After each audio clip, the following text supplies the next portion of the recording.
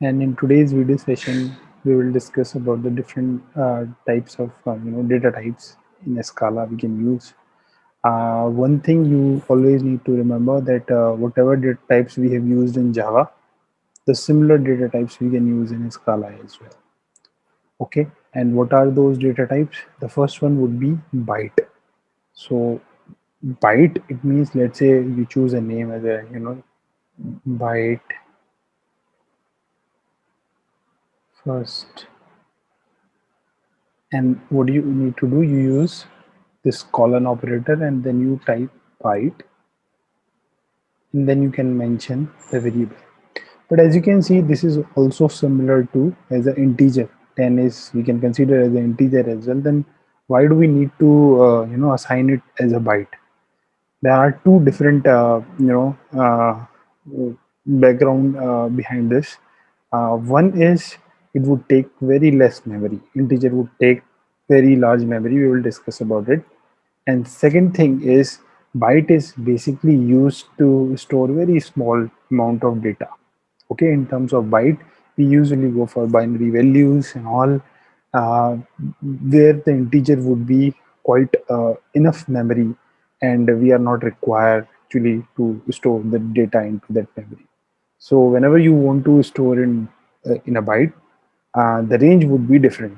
Okay, in integer the range would be different. The only difference is that only if I would like to say this is the representation of a 1 byte or 8 bits. Okay, if you can relate it with this one simple concept, that at every location either we can put 0 or we can put 1. It means we have two choices.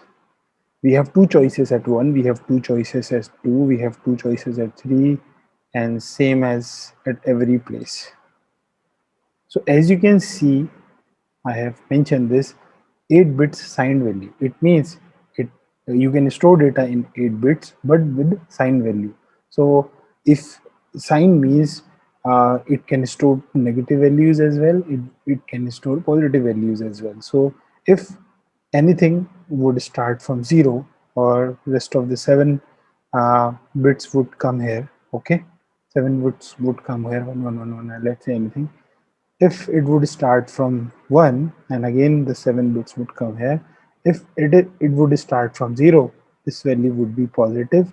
If it would start from 1, this value is represented as a negative value.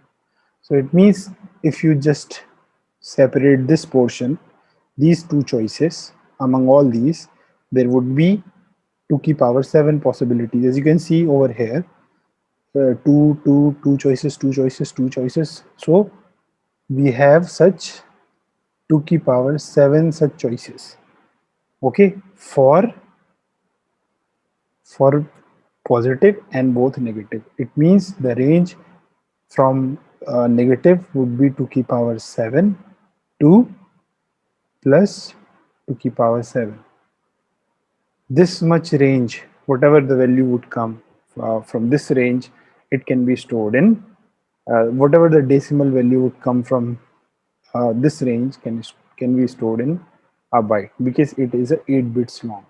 So you don't need to go into that much mathematics and how they are going to store in binary format. You just need to understand there is a range difference. Okay, because it is just 8 bits, and if you come to integer it is 32 bits. It means uh, instead of having if it is a signed bit, as you can see, this is also signed bit. It means except this first bit, rest of the 31 bits, it means for 31 choices you have 0 and 1.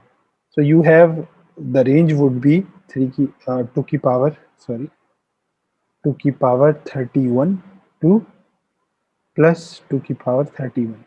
This much range you can store in integer. Okay, this is the only difference. The similar to byte, the short, but the length is 16 bits or 2 bytes, right? 2 bytes only. The range would be different. As you can see, it would come as a 2 ki power 15 to 2 ki power 15 plus and minus.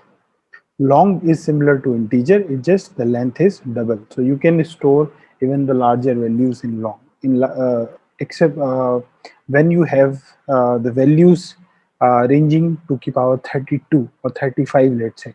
Okay, that decimal value you cannot store in integer, you have to use long for that. Okay, so all these things would differ, all these data types would differ only in terms of what, in terms of the size and the memory they would take. Okay, so when it comes to float and double, you have two advantage. In float, you can store floating values in 32 bits, or you can store a floating point value in 64 bits. So if you have a very large number, then a very large floating point, then you should go for double. And if you have a small, similar to integer, you just the float number, you can go with the float. With single precision and the double precision, it would only store the exponent, whatever the exponent would come after decimal. Okay, it would be stored in 8 bits in single precision. Okay, in double precision I think it is 11 bits. It means uh, you can store larger precision values in double. It means post decimal you have the higher range. Okay, to store the floating point values. Character is actually it is 16 bits long, and also the range of, the number of characters can be used would be similar to, let's say, the number of characters can be used over here. The range would come from, because it is unsigned, as you can see, you please pay attention to this. This is unsigned. Okay, this is unsigned means the total number of values you can get out of 16-bit character to the power 16. So such number of characters you would have. I think all possible languages, symbols and characters would be covered by 2 to the power 16. We have not taken here as a 0 or 1, negative or positive, because it is unsigned. As you can see, this is unsigned. It means there is no such concept of plus and minus. A string is a sequence of characters, and you simply you just type a string after a variable var or any ul. Okay, boolean is again true and false. So as you can see over here, here the result would be false. Why? Because if you convert 102 to short and 101 to integer, eventually the binaries would be calculated, or let's say in the higher perspective, the decimal values would be, if we compare, then it would return false. So this statement would return false. This is little new, unit one. Okay, the unit thing is quite new, but it is not very much, what to say, very foreign for you if you are really aware about the void concept in Java. So whenever you use unit in a program, it means you are not supposed to return anything. Okay, so if you use, let's say, a void method, you use void method. So what is the use of this method? Is simply just calculate something or display something. So similar to that, unit in Scala would do the same. So you mention a function, then you use the colon, okay, and then you use unit equal to, then you write the function. So your job here is usually to display something, to calculate something, and then display something, but not to return anything as such. So as you can see in this example, we have object of my class, we have a function print val, and it is unit type function. Okay, and that's why it is just simply printing a. So as you can see, this is actually unit. It is not a function. It is not a simple function. It is a unit function. If we are accessing this a value, that means something the private val would return, but it is not so. It is not returning anything, even though you are passing this include help as a string a, and it would add hello include help. Okay, but it is expecting something as a return, because you are printing a over here. It would return nothing. As you can see over here, nothing is returned, because it is used as a unit function. It is not supposed to return anything, even though the parameter is being used. A is used as a parameter in this function, right? But we are not supposed to return anything as such. Your job is just to calculate something and print it over there. So these are the data types. There are many other data types like null, capital null, start with capital NUL. We will see the differences between small null and capital null. We will see nothing, We will also explore any reference. For these, we need to write a program and understand it. Okay, so this I would not cover in today's lecture. This is purely give you the perspective of different kind of data types. We also have these data types. I will cover all these data types in terminal.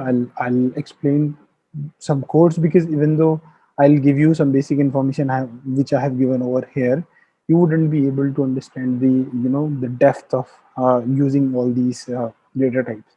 So what I'll do, I'll give you a little a simple application where I will be using null, capital null, nothing, any, or any reference. So it would give you the clear picture of what is the significance of using all these new data types. Okay. I have written a program. I'll discuss that program in the next video session. So this is all, guys, for today's lecture.